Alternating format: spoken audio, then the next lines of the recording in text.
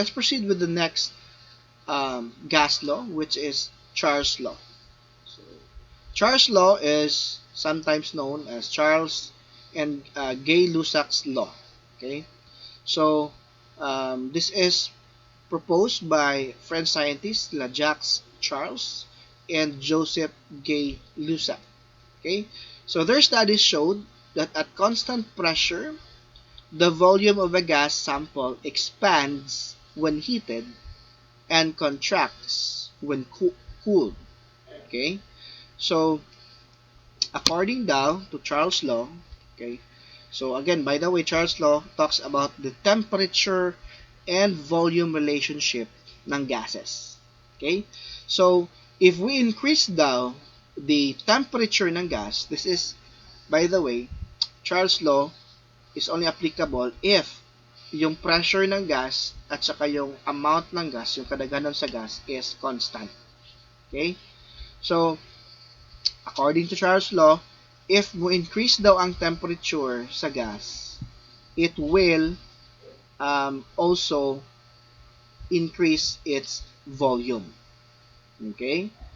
However, if mag-decrease yung temperature ng gases, it will also decrease its volume. As you can see here in the figure, okay, at low temperature, yung volume ni gas is gamay lang. Okay? It will decrease. However, at high temperature, yung volume ni gas is nag-increase.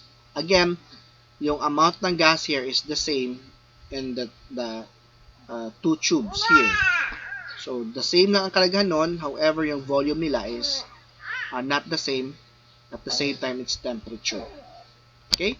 So, Charles' law states that the volume of a fixed amount of gas maintained at constant pressure, again, yung volume daw sa gas, pag ang iyang amount or iyang kadaghanon is constant or the same, or dili mag-change, and then ang iyang pressure po is constant, dili mag-change, its volume is directly proportional to the absolute temperature of the gas. Again, yung absolute temperature here, the unit that we will use is Kelvin, which is the SI unit for temperature. Kelvin, not degree Celsius. Okay? So, whenever temperature increases, okay, in a gas, yung volume po niya mag-increase. And whenever temperature decreases, the volume of a gas will also decrease. Okay? We have here a picture, as you can see here. Okay? So, as you can see here, yung pressure niya is the same sa tulo ka beaker here. Okay? The same yung pressure kasi constant yung pressure. Ang kadaghanon po sa gas, the same. Okay? So, at lower temperature, yung volume ng gas decreases. Okay? As you can see here, gamay lang siya space nga gi-occupy because iyang volume nag-decrease. It's because of lower temperature. However, at higher temperature, the volume of gas will increase. As you can see here. Okay? Ang area nga iyang gi-occupy is nag-increase or its volume increases. Okay? Because, again, volume of the gas is directly proportional to its absolute temperature or yung Kelvin nato na temperature. Okay? So, another form of Charles' law, or also known as the Gay-Lussac's law, okay, shows that at constant amount of gas and volume, the pressure daw sa gas is proportional to temperature. Kagaina, yung first form ng Charles' law at saka yung Gay-Lussac's law is temperature-volume relationship. Here, this is temperature-pressure relationship. Okay? So, sa'yo nahitabo din niya. According to the another form ng Charles' law, what we also called as Gay-Lussac's law, okay, at constant amount of gas and volume, okay, so, ang kadaghanon sa gas, wala nag-change, ang iyang volume, wala nag-change, the pressure of a gas is proportional to its temperature. Or, yung pressure doon ng gas is directly proportional to its temperature. When pasabot ana, if we increase now the pressure or we increase the temperature ng gas, its pressure will also increase. And if we decrease naman the temperature will also decrease. So here, in the first form ng Charles law, okay, so if we increase the temperature, okay, the volume will also increase. However, if we decrease the temperature, volume will also decrease because they are directly proportional. In the other form of this law, okay, if we increase the temperature, okay, if we increase the temperature, the pressure will also increase. Okay, and if we let's rewrite this one. Tamang libog. Okay. Okay. Here, lower atong temperature. Okay. So if we decrease the temperature here, ayan, its pressure will also decrease. As you can see here, nag-decrease yung pressure. Okay. And if we increase naman the temperature, the pressure of the gas, okay, yung pressure nga yung gina-exert, will also increase. Okay? That's the Gay-Lussac's law, which is another form of Charles law. Okay? Charles law is for temperature-volume relationship. Gay-Lussac's law is for temperature and pressure relationship. Okay? So, before we have this problem, let's have first the simulation. Okay? We will use this one. Okay. So again, the first form of Charles and Gay-Lussac's law is the relationship ng temperature at saka yung volume. Okay? So let's use the Charles law. Okay? So again, according to Charles law, volume is directly proportional to temperature. But pasabot, if we increase the temperature, we will also increase the volume of the gas. Okay? And if we decrease the temperature ng gas, we will also observe that the volume of the gas will also decrease. Okay? So here, okay, yung temperature natin, initial temperature is 298 Kelvin. And then yung volume ng gas is at 3.0 liters. Okay? So let's try to increase the temperature. Kung increase ba ang volume. Okay? So here, we will increase the temperature. This one. Okay. Ayan. As you can see, if we increase the temperature, yung volume ng gas will also increase. Okay? So 498 Kelvin, ang temperature, yung volume ng gas natin is at 5 liters. Okay? This is assuming that the pressure is constant and the amount of gas is also constant. Or yung kadaghanon ng gas. As you can see here. Red balls indicates gas particles. And then, ang atoang pressure here is constant at 1 atm. So, wala nang change yung pressure. Okay? 1 atm lang siya. However, again, if we decrease the temperature, ayan, as you can see here, nag-decrease po ang volume ni gas. Okay? Yung volume nga iyahang gi-occupy. Okay? Let's have another result. Okay. So, volume and temperature relationship. Okay? For example here, the temperature is 290 Kelvin. Yung volume ng gas is 370 liters. So, if we're going to increase the temperature, it will also increase the volume of the gas. Okay? So, let us increase the temperature. Ayan. Okay. At 475 Kelvin, yung volume ng gas is nag-increase po into 606 liters. Okay? So, whenever the temperature increase, the volume increases. That is according to Charles law. Okay? However, if we are going to decrease the temperature, as you can see, the volume as well decreases because it is directly proportional yung volume sa temperature ng gas. Okay? For Gay-Lussac's law, okay, yung Gay-Lussac's law is yung relationship ng pressure at saka ng temperature. So, constant yung volume, constant din yung amount ng gas. Okay? So, here, again, according to the second form, another form ng Charles law, also known as the Gay-Lussac's law, if we are going to increase daw the temperature at constant volume at saka constant amount of gas, the pressure ng gas na ilang exert will also increase because directly proportional yung temperature at saka yung pressure ng gas. Okay? So, let's say for example here, the initial temperature is 298 Kelvin and then the initial pressure is 1 atm. So, if we're going to increase the temperature, behave lang naka. If we're going to increase the temperature, okay, let's increase this one. Ayan, as you can see, it's 500 natin. Okay, 508 Kelvin yung temperature. So you can see here, the pressure is somehow nasa 1.7 atm. Okay, so kung magtaas ang temperature, magtaas po ang pressure ng ato ang gases. Okay?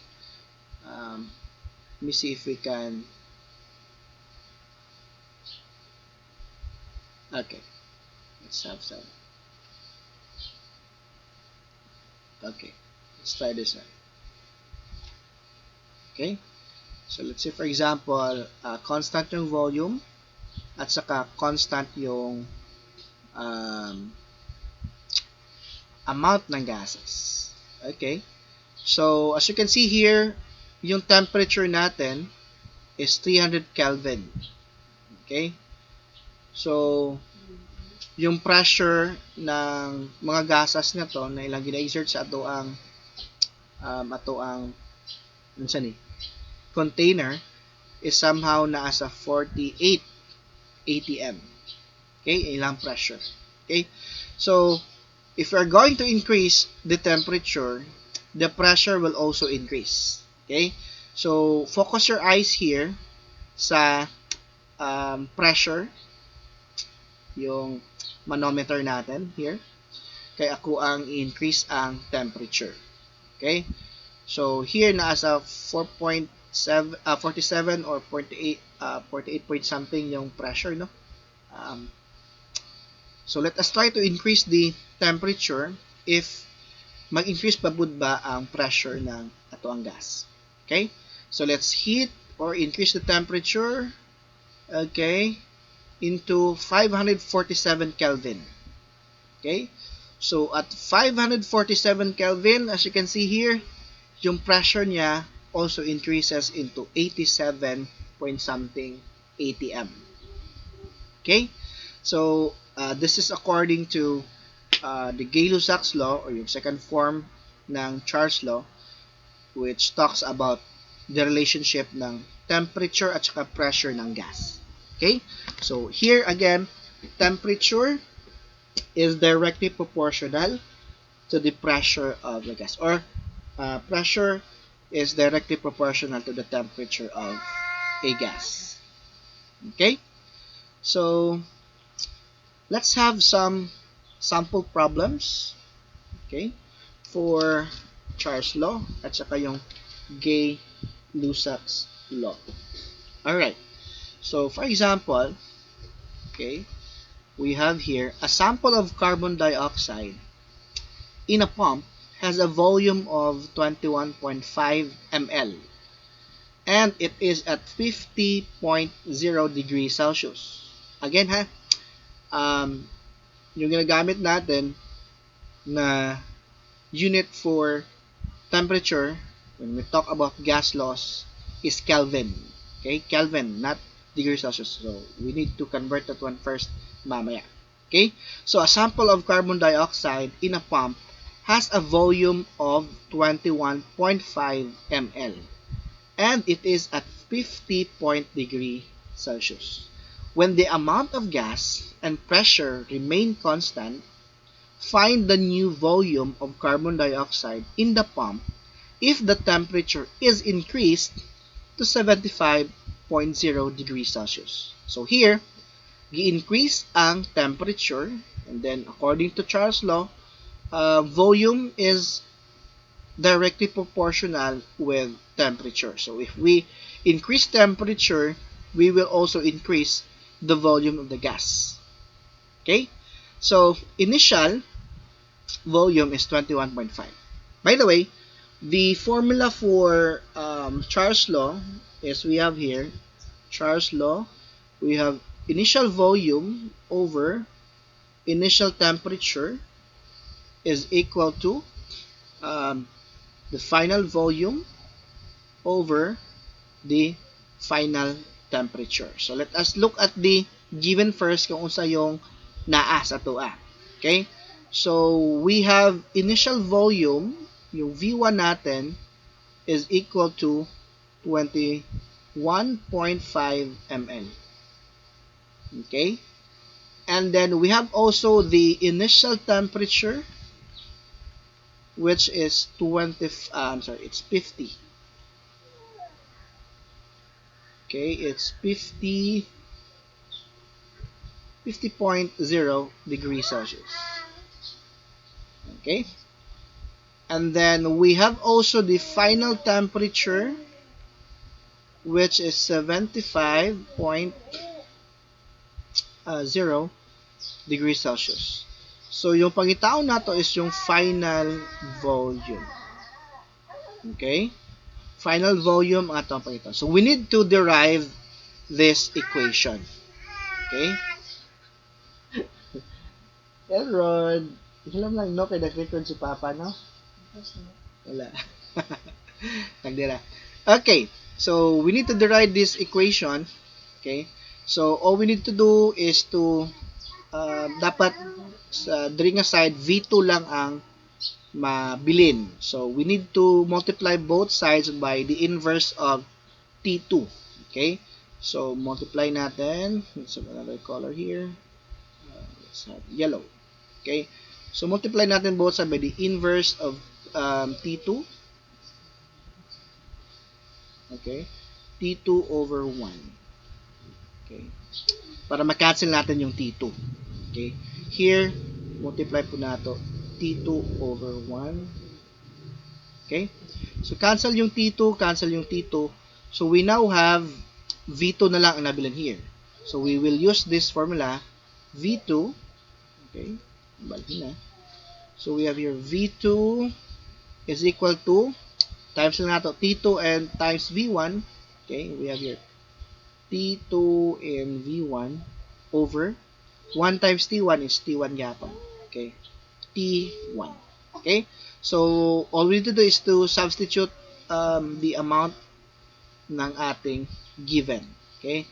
So, we have here V2 is equal to T2 natin is 75 degrees Celsius. But before that, let's convert that one into Kelvin. Okay? Because we will use Kelvin here. So, all we need to do is ma-plus lang ta here ng 273.15. Okay? Para ma-convert nato siya into Kelvin. 207. Okay. So, I know you already know the formula but for this one, but para masayon ta, madali ta, kini ang we need to add na lang. Okay? Convert nato ang Celsius to Kelvin. All we need to do is to add 273.15, okay, sa ato ang Celsius, and then change the unit into Kelvin. Okay, so this is equal to 300 okay, 273.15 plus 75. 273.15 plus 75 is 348. Okay, so this is 340. Okay, 48. So 340 348.15 Kelvin. Okay? This one naman is 323. Okay, 23 ba? Yeah. 323.15 Kelvin. Okay? So, let's erase this one. Because this one is the formula that we are going to use. So, we have here, okay, alright, okay, wait. Okay, so let's use that one. Kahiwi man.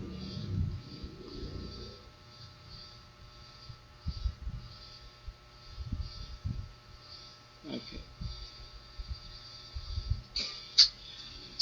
So we have here, okay, V2 is equal to, yung temperature 2 natin or yung final temperature natin is 348.15 Kelvin times the initial volume of 21.5 ml divided by the initial temperature, which is 200, I'm sorry, it's 300, okay, 323.15 Kelvin. So, cancel natin Kelvin, cancel natin Kelvin.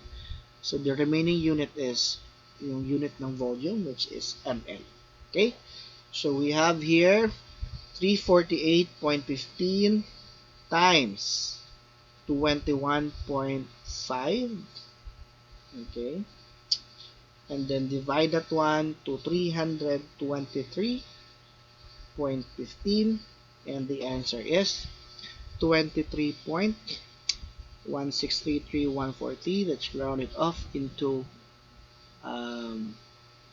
4 significant figure, 23.16. Okay, so the final volume is 23.16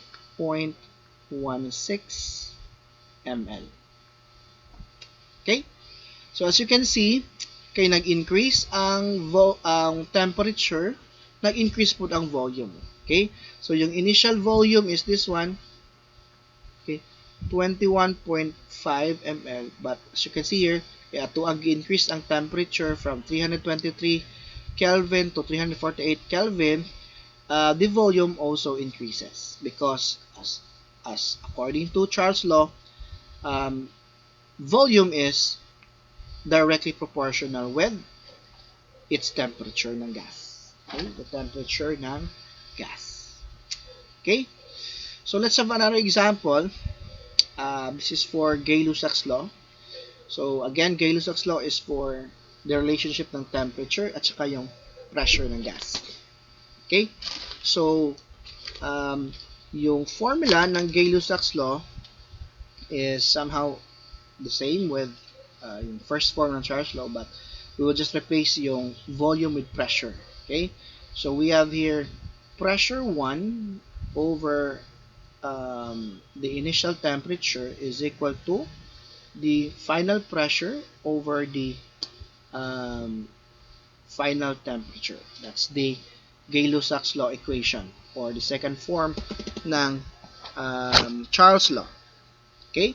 So, we need to determine now the pressure change when a constant volume of a gas at 2 atm is heated from 30 degrees Celsius to 40 degrees Celsius. Again, according to this law, si pressure is directly proportional with temperature. Okay? So, what pasabot agad, if we increase the temperature of the gas, its pressure na iyang exert will also increase. Okay? At the same time, if we decrease the temperature ng gas, yung pressure niya will also decrease. Okay? So, again ha, if we increase the pressure, if we increase the temperature, okay, if we increase the temperature, the pressure of the gas will also increase.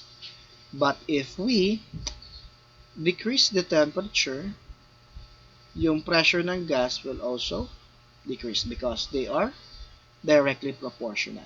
Okay? So, let's look at the problem. Ano yung given natin? Okay?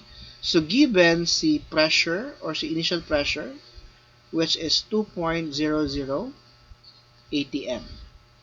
And then we also have initial temperature, which is 30.0 degrees Celsius. And then the final temperature is 40.0 degree Celsius. Okay? And pangitaon nato is the final pressure.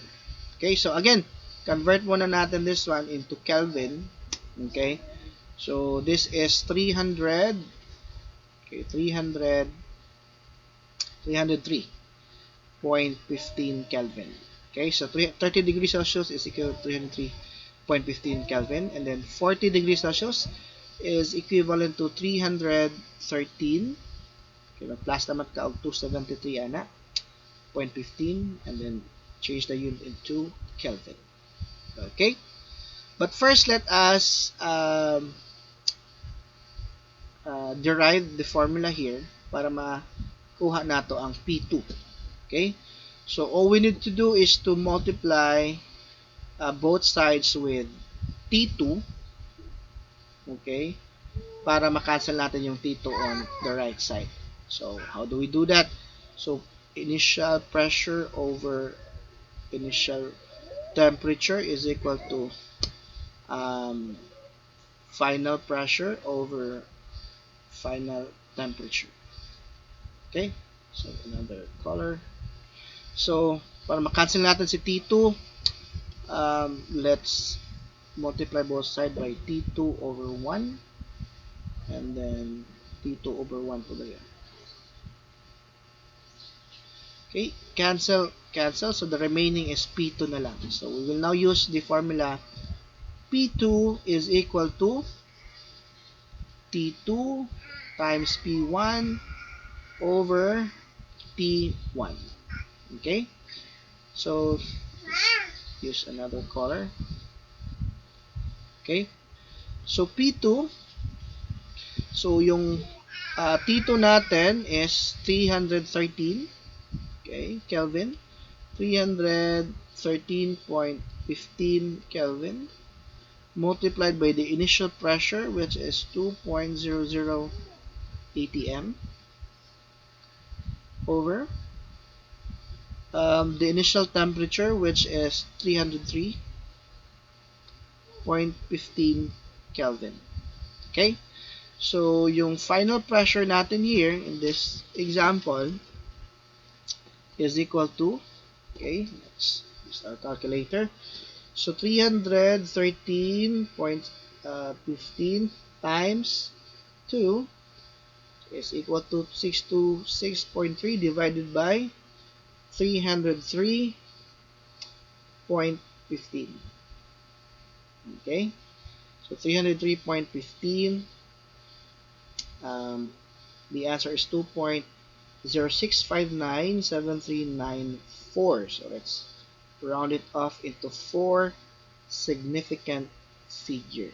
Okay, so this will be 2.06 and 5, next number ni 5 is 9, so round it off into 6 atm.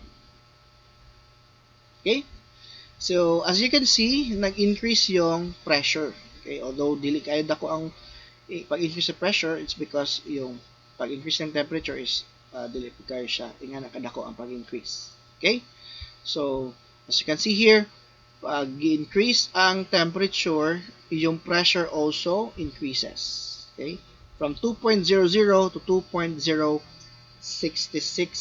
atm. Okay, so that's it for Gay-Lussac's law, which talks about the relationship ni pressure and temperature ng gases. Okay, proceed tayo with the next law given to us by Avogadro. Okay, it talks about the volume and yung amount ng gas relationship. Okay? So the work of the Italian scientist Amedeo Avogadro complemented the studies of Boyle, Charles, and Gay-Lussac. Okay? So in 1811, he published a hypothesis stating that at the same temperature and pressure daw, okay, meaning constant yung temperature at saka yung pressure, equal volumes of different gases contain the same number of molecules or atoms if the gas is monoatomic. Okay, kaya naman tayo gas yung mga diatomic like oxygen gas, nitrogen gas, hydrogen gas. Okay, so according to Avogadro's law, okay, at constant pressure daw and temperature, the volume of a gas is directly proportional to the number of moles of the gas present. But pasabot ana, if ato ang i-increase ang kadaghanon sa gas, mag-increase pod ang volume ng gas. Or, if we decrease ang kadaghanon sa gas, we will also decrease the volume of the gas. Okay? So, as you can see here, okay, focus tayo sa center figure here. If we remove gas, okay, from the initial here, kini sa center, pag magkuhaan nato og gas or amount ng gas ang ato ang container here, its volume will decrease. Okay? So as you can see here, nigdamay ang kadaghanon sa gas particles, ning ubos pod ang iyahang volume. Okay? And however, if we are going to increase the amount of gas or ato ang padaghanon ang particles, the amount ng gas, you can see here, it will also increase the volume. Okay? As you can see here, ni-increase ang volume. So let's have the simulation for that. Okay. Where's the... Okay. Here tayo. Okay. Lagyan na nato. At 500 ml tayo. Okay, 481 ml. 481 liters tayo. Okay? So, assuming that temperature and pressure is constant here, okay? Kini ang atong padaghanon ang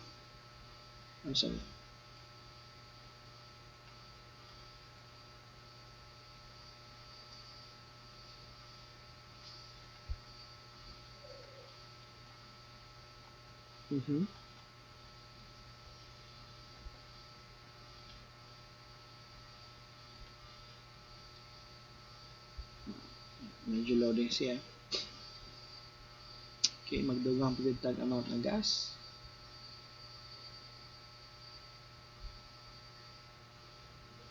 Okay, as you can see here. So, okay, so yung temperature natin at saka yung pressure is constant. Okay, dili nato siya i-change ang temperature at saka yung pressure. All we need to manipulate is yung amount ng gas, okay, yung kadaghanon sa gas, at saka what will be its effect to its volume. As you can see here, ing ani kadaghanon nga gas, okay, ang iyahang volume is nga ma-occupy is 866 liters. However, if ato ang kuhaan or ato ang paggamyon ang gas nga naa sa container, it will also decrease its volume. Okay? Okay, yan. Pagawas tayo. Okay, so as you can see here, yan, pagawas pagawas. Okay? So, gamay ang gas particles or yung amount ng gas, mag-decrease pod ang iyahang volume. Okay? However, if we are going to increase the amount of gas, magpasulod na pod ng gas, ayan, mag-increase pod ang iyahang volume. Okay? Let's have another property here. Okay. So, let's give it. Temperature is constant. Okay? So, volume.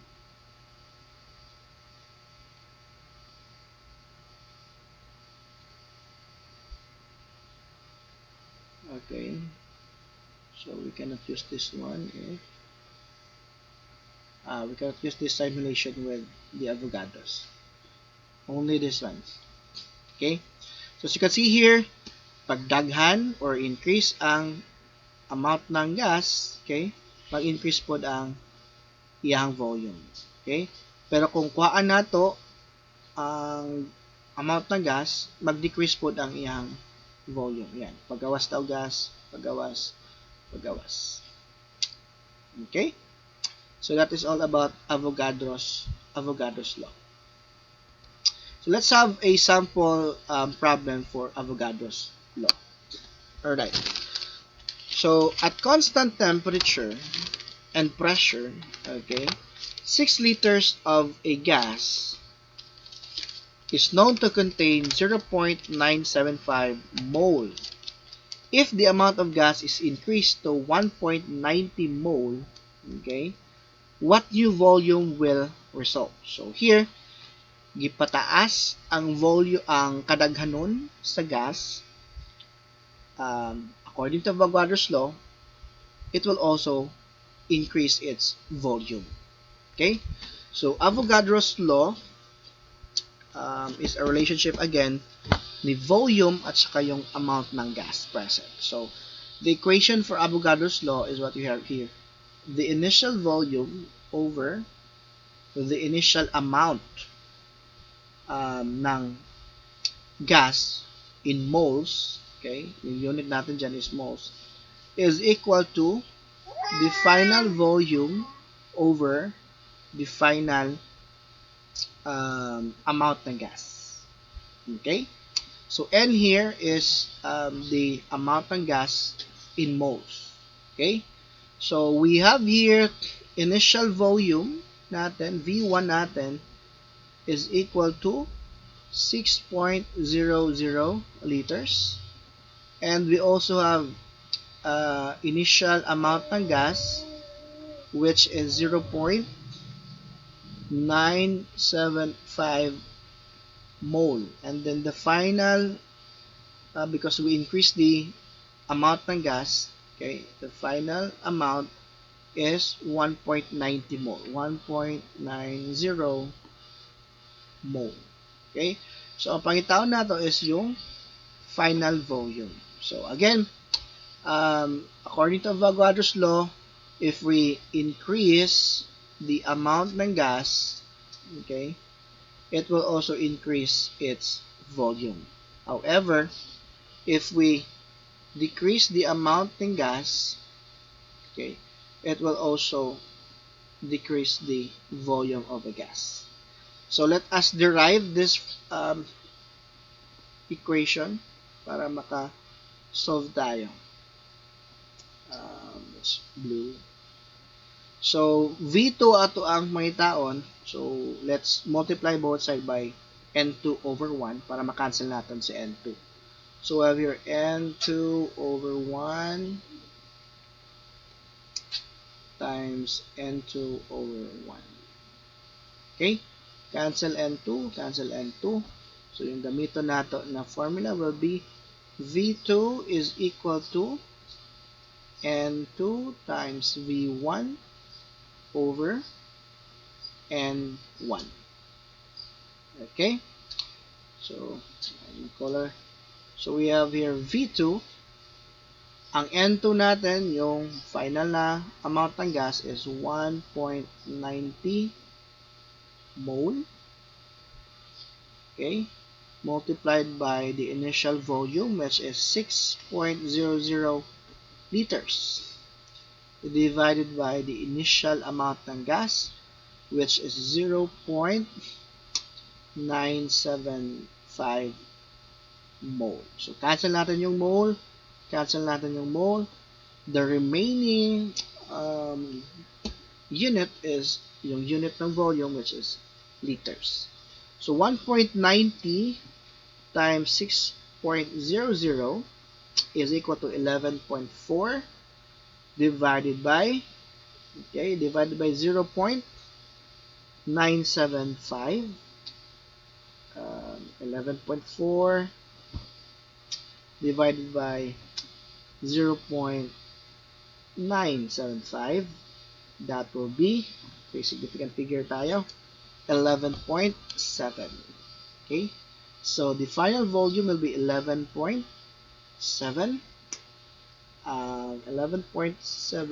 liters.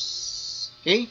So, as you can see, nag-increase yung volume from its initial na volume because padaghan nato ang kadaghanon sa particles o yung amount ng gas. Okay? So, according to Avogadro's law, volume is directly proportional to the amount of gas in moles. Okay? So, kung mo-increase yung kadaghanon sa gas, mag-increase po ang volume na iyang i-occupy. But if mag-decrease yung amount ng gas, mag-decrease po yung volume nga iyang i-occupy. Okay? So, I hope that is clear to each one of you. Alright.